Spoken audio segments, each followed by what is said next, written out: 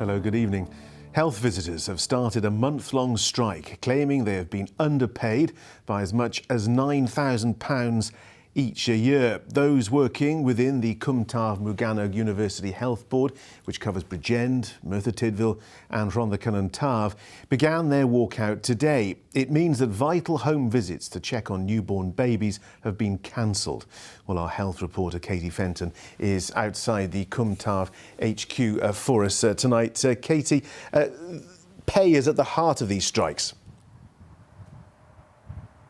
Good evening, John. Yes, we have seen plenty of strikes over pay within the NHS in recent years, but none for as long as this. And this is the first time health visitors have taken collective industrial action in Wales.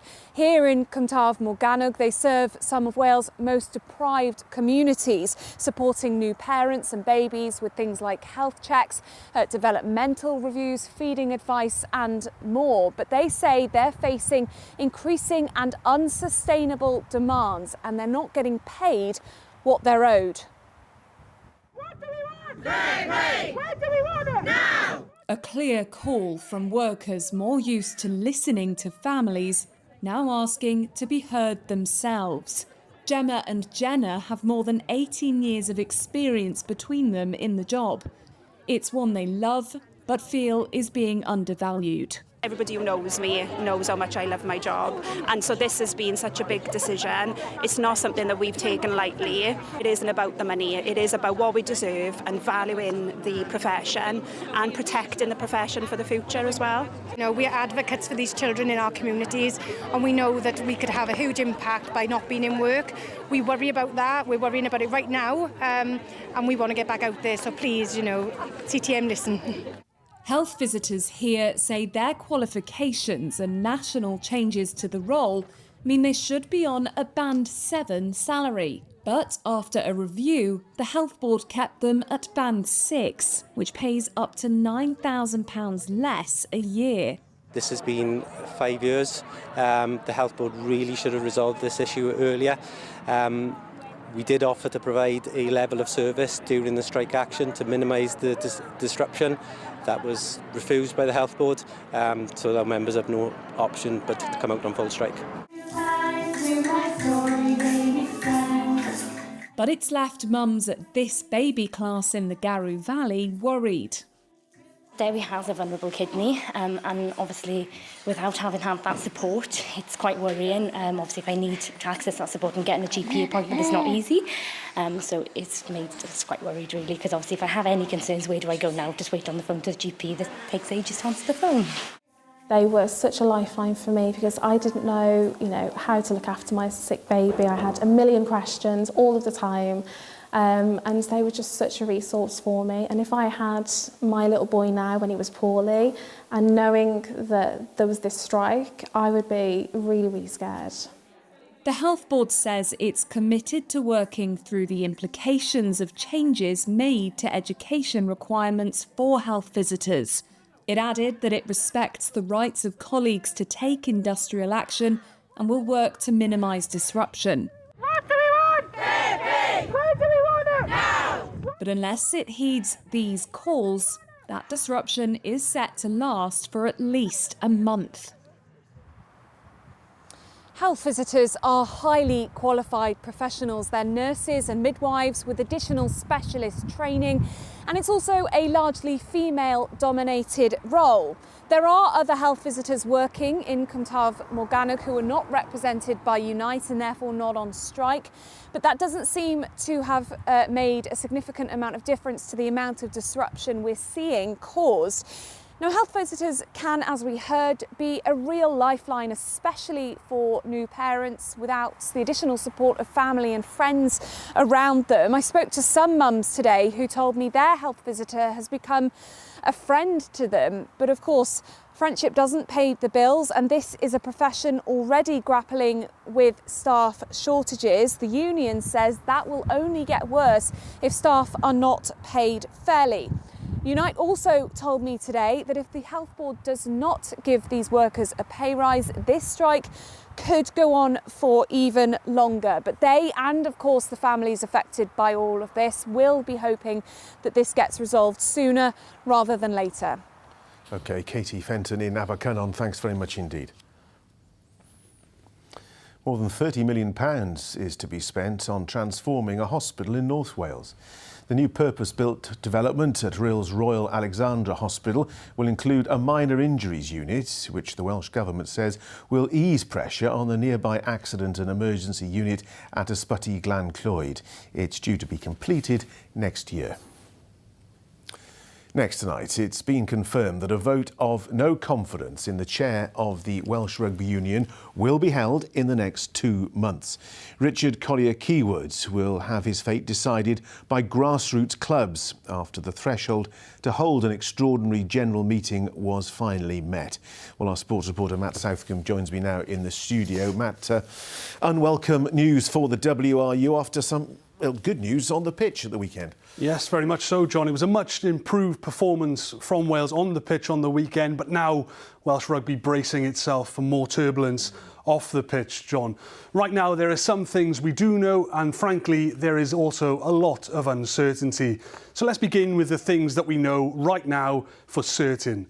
The Welsh Rugby Union has 48 days from now to hold an EGM, which means the latest possible date to hold that meeting is April the 12th. At the meeting, there will be a vote of no confidence in Richard Collier-Keywood, the chair of the WRU, and Malcolm Wall, the chair of the Professional Rugby Board. The positions of CEO Abby Tierney and Director of Rugby Dave Reddin are not under immediate threat. When the meeting is scheduled, 95 out of the almost 300 grassroots clubs in Wales must attend for the meeting to be valid.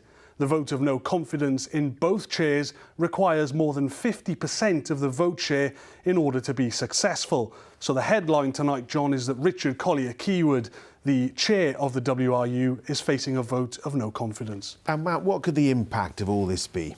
Well, John, as I said, there are a lot of uncertainties right now with lots up in the air. This is all happening, of course, with the future of the Ospreys under threat, as their owners Y11 negotiate with the WRU over the purchase of Cardiff Rugby. If the WRU delay this meeting right up until April the 12th, then the deal for Cardiff Rugby could be completed in the interim. At that point, ousting Richard Collier-Keywood would likely have little impact on the direction the professional game is heading in. That is where Swansea City Council's request for an injunction to pause the negotiations becomes important. If successful, that would likely prevent any deal being done before the EGM. But replacing the chair may also be ineffective in any case. The decision to axe a club was strategised by the executive board and ratified unanimously by the 12-person main board of the WRU. It may be more likely than not that any new chair would agree with the direction of travel initiated by those boards. That being said, if Collier-Keywood goes, then Abby Tierney, Dave Reddin and Y11 might all consider their positions. There is, of course, the scenario where Collier-Keywood survives a vote of no confidence, and that would effectively give the WRU board a clear mandate to press ahead with their plans. Now, that is a lot of speculation there, John, but it just goes to show that this EGM will decide the future of Welsh rugby. OK, Matt, thanks very much indeed. Senedd members are being urged by campaigners to allow the NHS in Wales to offer terminally ill adults the chance to end their lives. Plans to legalise assisted dying were agreed by the UK government last June, but as health is a devolved matter, politicians here will now vote on how the service could operate in Wales. That debate takes place tomorrow in the Senedd, where Hamish Auskerry is there for us tonight. Hamish, strong feelings on both sides of the divide.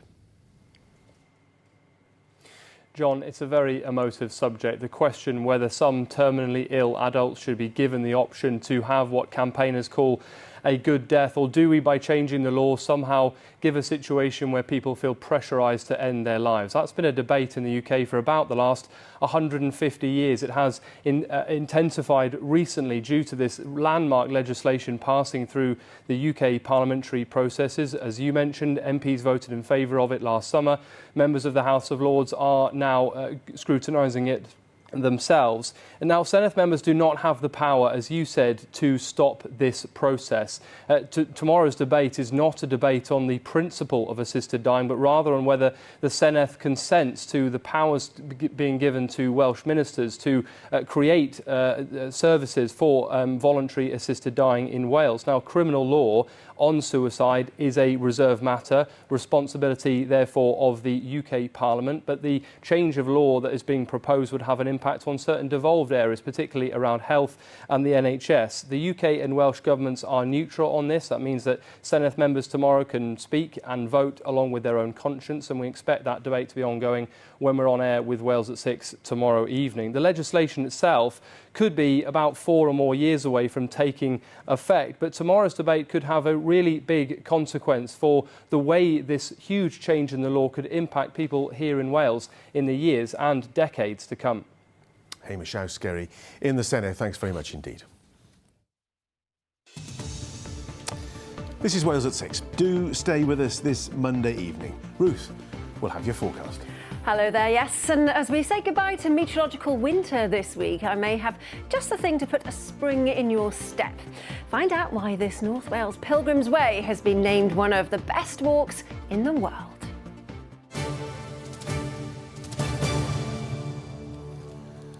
But first, a small rural village in Carmarthenshire, which has previously fought to save its village from being flooded for a reservoir, is now 60 years on battling to save its school. Plans to close Ysgol y Fro in Llangyndern as part of wider plans to restructure primary education in Carmarthenshire, with 2 others also being considered for closure, as Sean Jenkins now reports. Shwmai Ann? Shwd I chi? Sean dwi, neis I gwrdd â chi. Chi'n alright? Anne Richards' roots run deep in the Carmarthenshire village of Llangyndern. Members of her family were at the forefront of the campaign fought and won in the 1960s to stop the village from being turned into a reservoir, including her late father, Arwyn Richards.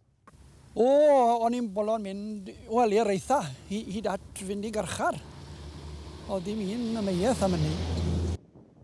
Who would have thought 60 years on we'd be fighting to keep Ysgol y Fro open? If we didn't fight, we'd be leaving all these people that fought so hard down. Carmarthenshire County Council is currently consulting on a proposal to close Ysgol y Fro in Llangyndern. The school has been earmarked due to factors such as unsustainable costs and the number of empty places in the school, with a current total of 15 pupils on its register. It sort of makes sense for the school to close, doesn't it? Well, for me, it doesn't make sense, Sean. Ysgol y Fro is more than just education for the children. It's about the community. You know, it's about the Welsh language. There's families that's moved in there from England and they are fluent in Welsh now. It's like a family there, Sean. Over the last decade, 108 schools with fewer than 100 pupils have closed in Wales. Hugh Jones is Pembrokeshire County Council's former Chief Schools Officer. He says schools and county councils need to face the reality of the situation in Welsh education. I don't think any local authority officer would wish to close any school, but that isn't the case. And the case, sadly, in West Wales is that we have very many schools that have significant surplus places. Sustaining half-empty schools is just not sustainable, because it's just taking money away from teaching and learning. Councillors in Carmarthenshire need to understand that the demographics have changed and that they've got to change the school structure to suit. Plaid Cymru, in coalition with independent councillors, runs Carmarthenshire County Council. With the prospect of Ysgol y Fro closing under the council, Anne has begun to question her long-standing support for the party.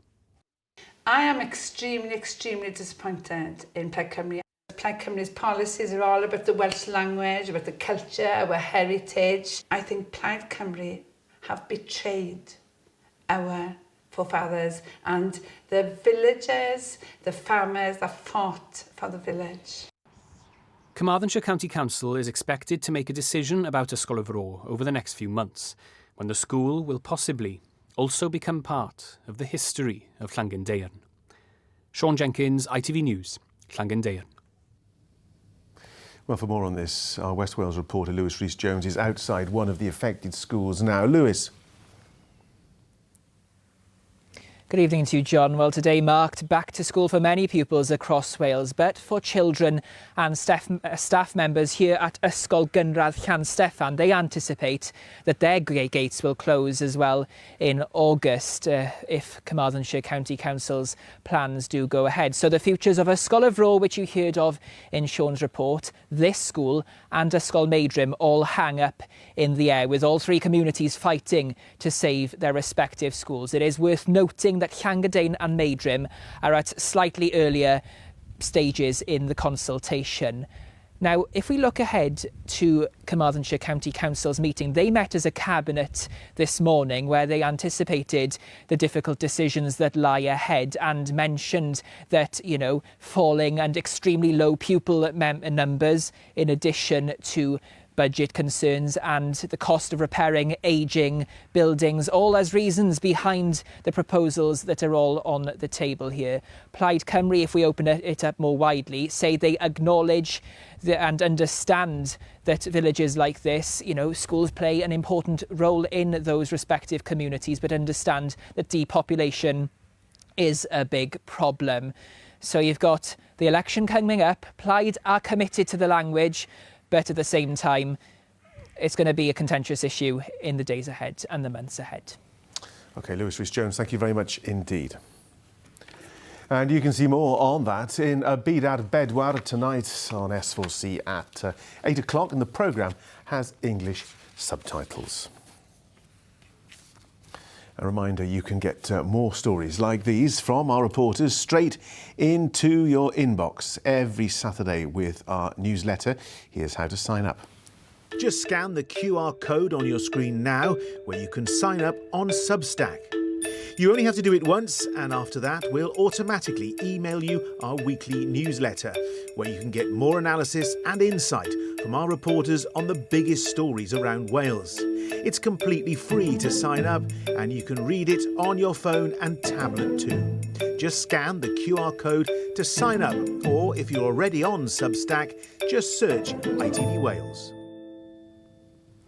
A Welsh casting director has won a BAFTA award for her work on the British film I Swear. Lauren Evans from Hendy in Carmarthenshire was announced as the winner of the Best Casting category at the Film Awards last night. And here she is accepting her award. People have been saying all day, have you got a speech? I'm like, no, there's no chance. Oh my God. This is terrifying, so I'm not going to look at anyone, but thank you so much. Evans has been nominated for this award twice in the past and has described winning it as a sensational feeling, I bet. You always have, high hopes, but I don't think you fully allow yourself to really sort of dream that big. And so it sort of surpassed all of our expectations, and we're really thrilled. It means a lot to me and to other Welsh people just to see representation up there. But yeah, my Welsh roots mean a lot to me, and I'm always very happy to fly the flag for Wales. Thousands of school children in Swansea have been treated to a celebration of black music, life and art at the city's arena. Artists, singers, poets and DJs performed in front of a packed audience. Organised by Welsh musician Ife Iwobi, the event highlighted the contribution of black creatives to Welsh culture.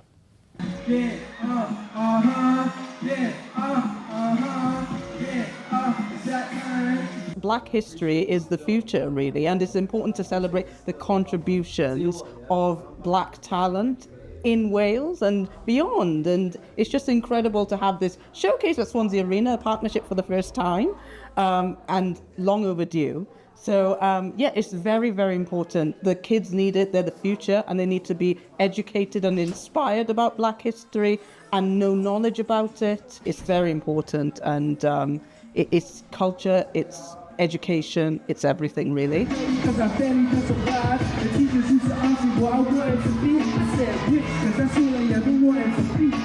It's been so beautiful, honestly speaking.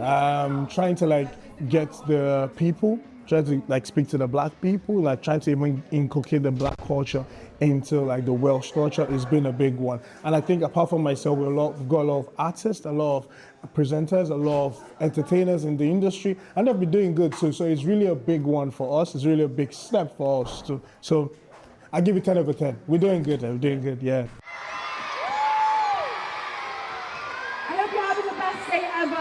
People have been engaged through their dancing, through their jumping, through their singing, through their heart signs and stuff, and I feel like that really encourages the performers and the people who are involved in this, and I feel like it's really good for them to do that so they can express themselves, how they feel and how they understand it.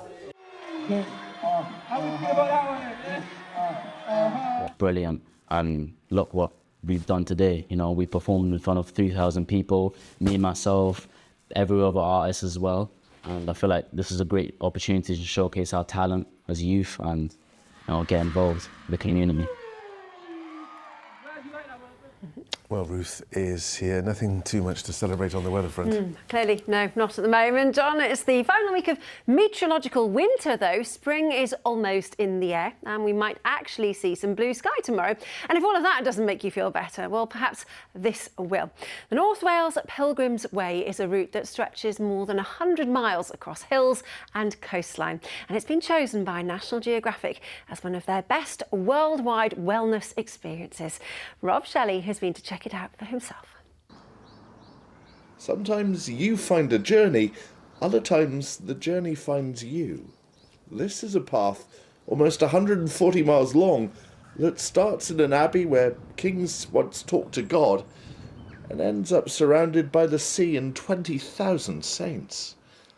Just to put everything else aside, be out there, just notice what else is around you. This is North Wales's Pilgrim's Way. National Geographic have just named it as one of the world's great wellness experiences. The first one was somewhere, I think, in California, and the second one they listed was the North Wales Pilgrim's Way. Wow! 2 weeks, 136 miles, several churches, birdsong, saints, and slightly sore feet. It shouldn't be a terribly easy, comfortable thing. Actually. Is it something that happens external to you or internally within you? It's all of that. It's all of that. The process that happens for people is absolutely astonishing. So, first day, 9 miles, Holywell to Llanasa. Roughly halfway through, you find a rare survivor in a field 1,000 years old, the lamentation stone of Mynach Ylfan. Although, when I wandered up there, it was only winter doing any lamenting. We're standing in the churchyard now, and I don't want to annoy God, obviously, but in terms of pilgrimages, is this top 10? Oh, goodness, it is for me. It is for me. I've done a lot of long distance walks and pilgrimages, and there's something very special about this 2 weeks. Don't wear trainers, presumably. Don't wear trainers. The pilgrim's route takes you from Flintshire past Conway down the spine of the Llyn Peninsula before it ends up at Bardsey Island, which has, in legend, far more saints on it than living souls. Whether you're off to see Taylor Swift in concert or St. Teresa, every journey that means something is a sort of pilgrimage. It's just that tourism really started with the church. We just have our blinkers on a lot in life, and it just enables you to take those blinkers off. There will probably be rain and certainly hills, but then all those difficulties help make it one of Wales's great journeys. Rob Shelley, ITV News on the trail of North Wales's Pilgrim's Way. Not too often you hear Taylor Swift and the much-lamented winter all mentioned in one item. But there you go, it's Rob Shelley for you. And speaking of that much-lamented winter, it's almost over. And tomorrow, a very short taste of spring in the air. Cloud and drizzle, yes, but there will also be some decent spells of sunshine, and make the most of them if you can, because by the end of the week, it's back to business as usual. Winter isn't finished with us quite yet, so more wet and windy weather. But let's talk temperature. I'm sure you'll have noticed today, it's felt very, very mild indeed. Our little friend, the jet stream, that air that moves all our weather around, is towards the north at the moment, allowing this warm air to edge in from the near continent. Now, it's not exactly going to be tropical, but we could see highs of around 14 degrees over the next few days. Not bad at all. A clear start makes way for a day of ancient discoveries. TUI sponsors ITV Cymru Wales weather. Well, it's all very grey and gloomy out there at the moment. We've had cloud that has been quite persistent during the day and actually isn't going anywhere overnight tonight. Thick enough for some patchy rain and drizzle, but nothing too troublesome. The temperatures are going to be the real talking point. It's breezy, but it's mild air. So we're looking at values of around 9 or 10 degrees, which actually at this time of the year is a few degrees above the daytime high. So we are faring pretty well in terms of temperature. But it's not going to be the most cheerful of starts to tomorrow morning. Again, that cloud largely parked out towards western areas, possibly some drizzle as we start the day. As a general rule, the further inland you go, this is where you'll see the best of the drier and actually the brighter spells as well. Lots of blue sky and sunshine, and I haven't said that for quite some time. With the temperatures tomorrow rising to 13 or 14 degrees. Again, a few degrees above the average for this time of the year. And that's despite the fact that that wind will remain quite keen. So if you're heading in about through Tuesday evening and overnight, there is typically a dry start, but a band of rain will start to work its way in our direction. Slow moving, so we should escape for the most part with a dry night, but it means that by the time we wake to Wednesday, it's going to be another one of those days. Gloomy conditions with rain working its way in. Hit and miss, not a washout by any means, but back to the damp and drizzly stuff. The wind's perhaps not quite as strong, but still brisk out towards the west. And you can see the temperatures are still very mild, 14, even a 15 degrees. So they're steadily climbing day on day. And that's despite the fact it's going to be windy with all that cloud as well. So by the time we get to the end of the week, it is going to feel quite different with more heavy rain and strong winds for Thursday. TUI sponsors ITV Cymru Wales weather.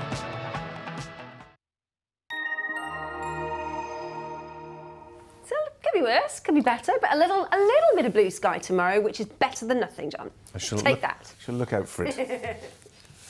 That's all for this evening. I'll be back though with the late update. That's after the ITV news at 10. Until then, from Ruth and me and all the team, thanks for watching.